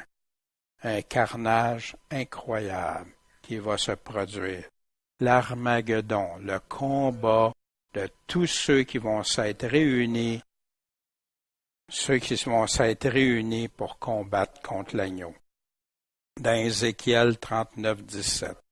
Et toi, fils de l'homme, ainsi a dit le Seigneur l'Éternel, dis aux oiseaux de toute espèce et toutes les bêtes des champs, assemblez-vous, venez, réunissez-vous de toutes parts pour le sacrifice que je fais pour vous, un grand sacrifice sur les montagnes d'Israël. Encore là, on sait que l'Armageddon, on a vu l'environnement et tout ça, la vallée de Josaphat ou l'Armageddon, l'endroit.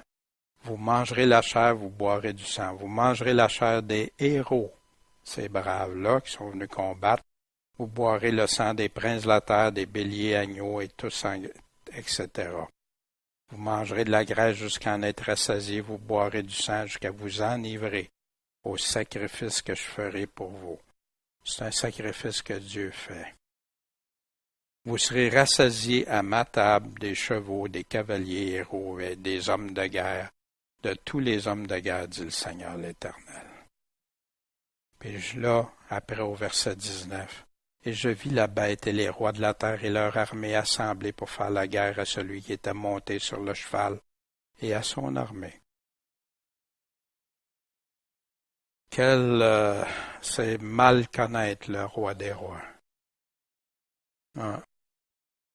Mais la bête fut prise, et avec elle le faux prophète, qui devant elle avait fait des prodiges par lesquels il avait séduit ceux qui avaient pris la marque de la bête, qui avaient adoré son image, et tous deux furent jetés vifs dans l'étang de feu brûlant dans le soufre. Fait que ici, il y a deux qui vont là, la bête, puis le faux prophète, qui s'en vont dans ce lac de feu-là. Remarquez, les autres, ils vont pas tout de suite. Qu'est-ce qui arrive avec les autres? Et tout le reste fut tué par l'épée qui sortait de la bouche de celui qui était monté sur le cheval. Et tous les oiseaux furent rassasiés de leur chair. Ici, le reste, le jugement de Dieu pour la bête, le faux prophète, eux, c'est tout de suite dans le lac de feu. Les autres, le jugement de Dieu, ils meurent, là, puis ils meurent d'une façon, mais ils sont pas encore dans le lac de feu. Il y a une grande confusion aussi dans le monde chrétien avec l'enfer, le séjour des morts et le lac de feu. Et il y a des distinctions. L'enfer est le séjour des morts. Et ça, tu vas le retrouver dans plusieurs endroits, et le lac de feu, c'est un autre endroit. Tout le reste fut tué. Dans Matthieu 24, 28, car où que soit le corps mort, là s'assembleront les aigles, les oiseaux de proie vont être là. Qui va bien avec Matthieu 24, la chronologie que Jésus nous donne. Et là, le châtiment terrible qui va s'en suivre par la suite. L'Armageddon, vous vous souvenez, dans chapitre 16, car ce sont des esprits de démons qui font des prodiges, ils vont vers les rois de la terre du monde afin de les rassembler pour le combat du grand jour du Dieu Tout-Puissant. Puis c'est là que Jésus nous disait, voici, je viens comme un voleur. Fait qu'il est-tu déjà arrivé? Il n'est pas encore arrivé parce qu'il va venir comme un voleur. Heureux celui qui veille, qui garde ses vêtements afin qu'il ne marche pas nu, qu'on ne voit pas sa honte. Et on les rassembla. Fait que donc, est-ce que Jésus est revenu? Est-ce que Jésus est revenu comme un voleur avant la guerre d'Armageddon? Non. On les rassembla dans le lieu qui s'appelle en hébreu Armageddon. C'est seulement après la destruction de la grande Babylone qu'a lieu les noces, la rencontre entre le Seigneur et son épouse. Dans le chapitre 14 puis le chapitre 19, il y a deux thèmes principaux. Vous vous souvenez, le chapitre 14, Jésus qui descend avec la faux, puis l'autre faux aussi, l'autre faucille. Le chapitre 14 et le chapitre 19 nous reprend les mêmes thèmes. Retour pour chercher à être avec les siens puis récompenser, mais pour la cuve de colère de Dieu pour punir les autres. Les fidèles, les infidèles. La séparation des élus et des perdus. Ces deux chapitres-là nous répètent des choses, les mêmes thèmes. L'Armageddon nous en parle aussi dans Ésaïe 34. Toute l'armée des cieux se fondra. Ça va disparaître. Les cieux seront roulés comme un livre et toute leur armée tombera. Vous vous souvenez de ça, les livres, les cieux qui roulent dans l'Apocalypse, dans Matthieu 24? Comme tombe la feuille de la vigne, comme la feuille morte du figuier. Parce que mon épée est enivrée dans les cieux. Voyez-vous le terme enivré qui revient, mais qui exprime. Voici, elle va descendre sur Édom, sur le peuple que j'ai voué à l'interdit pour faire justice. L'épée de l'Éternel. Puis Édom, ça revient souvent. Quand on va revenir sur l'Antéchrist, on reviendra. Et pleine de sang, couverte de graisse, du sang des agneaux, des boucs, de la graisse des reins. Car l'Éternel fera un sacrifice à Botstra. Vous souvenez-vous tantôt, celui qui venait de la robe teintée rouge, venait de Botstra. Une grande tuerie au pays de l'Édom. Dans Joël 3, verset 1, « Car voici en ces jours-là, dans ce temps où je ramènerai les captifs de Juda et Jérusalem, parce qu'ils vont se refaire disperser, même s'ils ont été rétablis. Dieu dit, je le ferai encore. Je rassemblerai toutes les nations et je les ferai descendre dans la vallée de Josaphat. Et là j'entrerai en jugement avec eux au sujet de mon peuple, mon héritage Israël qu'ils ont dispersé parmi les nations en se partageant mon pays. Puis c'est ce que Jérusalem va être foulée aux pieds, hein, on nous dit. Ouais. Dans Joël 3:9. Publiez ceci parmi les nations, préparez la guerre, réveillez les hommes vaillants, que tous les gens de guerre s'approchent et qu'ils montent. Forgez de vos hoyaux des épées et de vos serpes des lances, que le faible dise, je suis fort. Hâtez-vous, venez, vous toutes les nations d'alentour, rassemblez-vous. Là, ô Éternel, fais descendre tes hommes vaillants. Que les nations se réveillent, qu'elles montent à la vallée de Josaphat. Car là je siégerai pour juger toutes les nations alentour. Mettez la faucille, car la moisson est mûre. Venez, foulez, parce que le pressoir est plein. Les cuves regorgent, car leur malice est grande. Venez-vous-en, les nations, venez, rassemblez-vous. C'est ça que vous voulez? C'est ça. Leur méchanceté, leur malice est grande.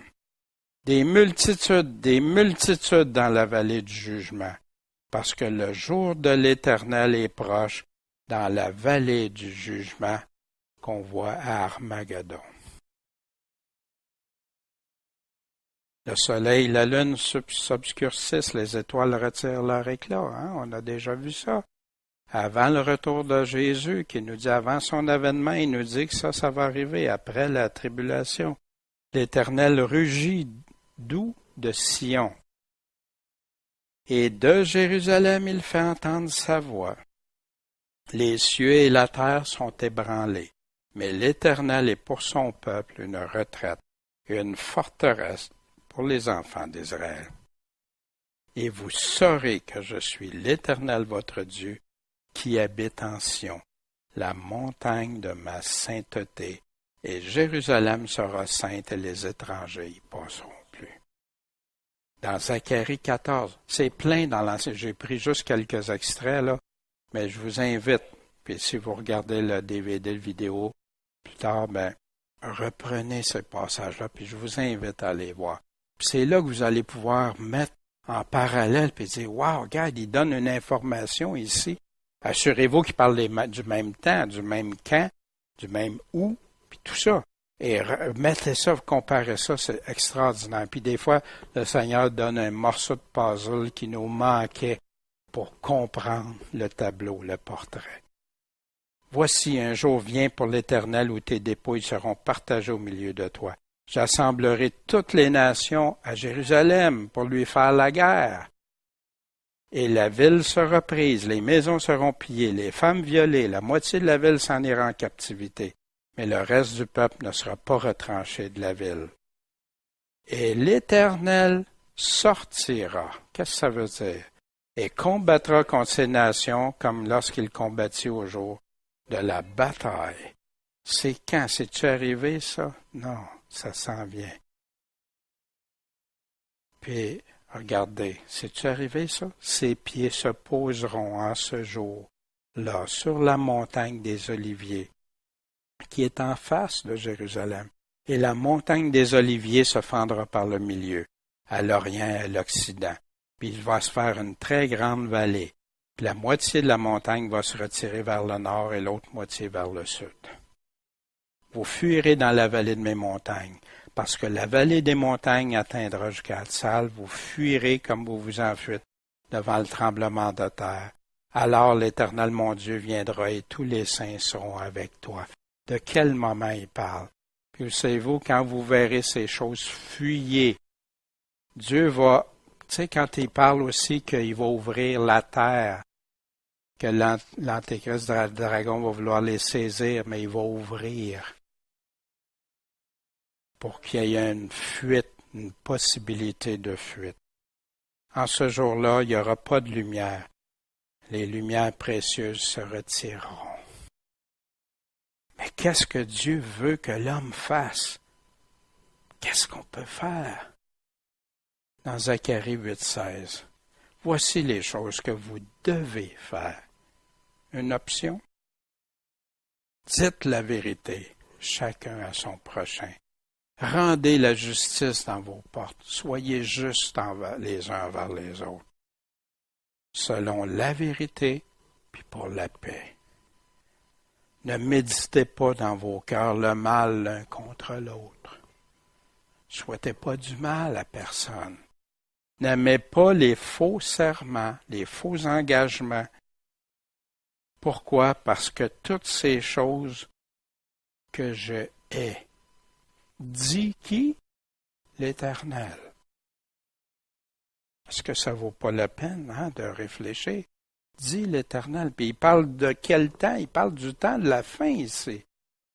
Un Dieu attentif. Dans Malachie 3,13. Vos paroles sont dures, sont violentes contre moi, dit l'Éternel. Vous dites, qu'avons-nous dit entre nous contre toi? Mais qu'est-ce qu'on a dit de si violent contre toi, Seigneur? Vous avez dit, c'est en vain qu'on sert Dieu. Et qu'est-ce qu'on a gagné d'avoir observé ses ordonnances, puis d'avoir marché en habit de deuil devant l'Éternel des armées? Ça arrive-tu qu'on est découragé des fois? Seigneur, on fait tout ça, puis on dirait que ça porte rien. Les gens ne le voient pas. On veut t'obéir, on veut te plaire. On a moins d'argent. On se fait insulter. Il arrive ci, il arrive ça. Seigneur, c'est-tu en vain qu'on fait ça? Il me semble qu'on ne voit pas. On ne voit pas tes bénédictions pour nous autres. On ne voit pas ça. Puis on est triste. On tient maintenant pour heureux les orgueilleux. Ceux qui marchent dans l'orgueil, eux autres, ça va bien pour eux autres. Ceux qui commettent la méchanceté, ils prospèrent. C'est eux autres que ça va bien. Nous autres, ça va mal. Oui, ils tentent Dieu. Ils l'offensent. Ils le méprisent. Puis ils s'en sortent. Tout va bien. Alors, ceux qui craignent l'Éternel se sont parlé l'un à l'autre. Et l'Éternel a été attentif. L'Éternel a tendu l'oreille attentivement. Il a écouté. Puis il a même fait écrire un mémoire devant lui. On prend ça par écrit. Pour qui? Pour ceux qui craignent l'Éternel et qui pensent à son nom. On écrit ça dans le livre. C'est pas oublié. Ils seront à moi, a dit l'Éternel des armées, pour le jour que je prépare. Ils seront ma propriété, ils vont être à moi. Je les épargnerai comme un homme épargne son fils qui le sert. Et vous verrez de nouveau la différence qu'il y a entre le juste et le méchant, entre celui qui sert Dieu puis celui qui le sert pas. Est-ce que Dieu connaît, voit et sait? Fait que si jamais vous attrapez du découragement, si jamais on a passé au travers plusieurs choses, pensez toujours à ça. Gardez vos vêtements. Soyez sages. Marchez fidèlement, prudemment, préparés, avec Dieu, pour lui, en lui, puis avec lui. En synthèse, à soir, qu'est-ce qu'on a vu dans le chapitre 19? Des grandes noces, le party, la fête, les réjouissances, la victoire, mais pour toujours. Cette victoire-là, c'est pas une victoire à recommencer, c'est pour toujours. Tous ces fidèles, enfin, avec le roi des rois. Wow! Il descend avec ses anges, en toute puissance, en grand vainqueur, pour neutraliser puis donner justice contre l'Antéchrist et son prophète, faux prophète. Puis aussi un grand festin pour les oiseaux au lieu d'une victoire. Ils s'attendaient à avoir une grande victoire pour combattre contre l'agneau, contre le Seigneur des Seigneurs. Ils ont terminé comme un grand festin pour les oiseaux. S'opposer à Dieu. On va voir la différence entre celui qui sert Dieu et celui qui ne le sert pas. Mais c'est pas fini, parce qu'il nous reste d'autres chapitres. Puis vous allez voir, le meilleur s'en vient, le dessert. Hein? Le dessert s'en vient.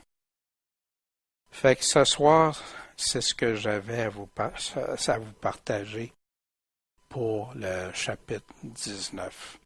Je sais que des fois, vous pouvez dire, il va loin dans des présentations, dans des choses, mais je crois tellement que Jésus nous a avertis d'une façon très solennelle, très claire, à lui rester fidèle, puis à faire attention, à jamais mépriser qui il est.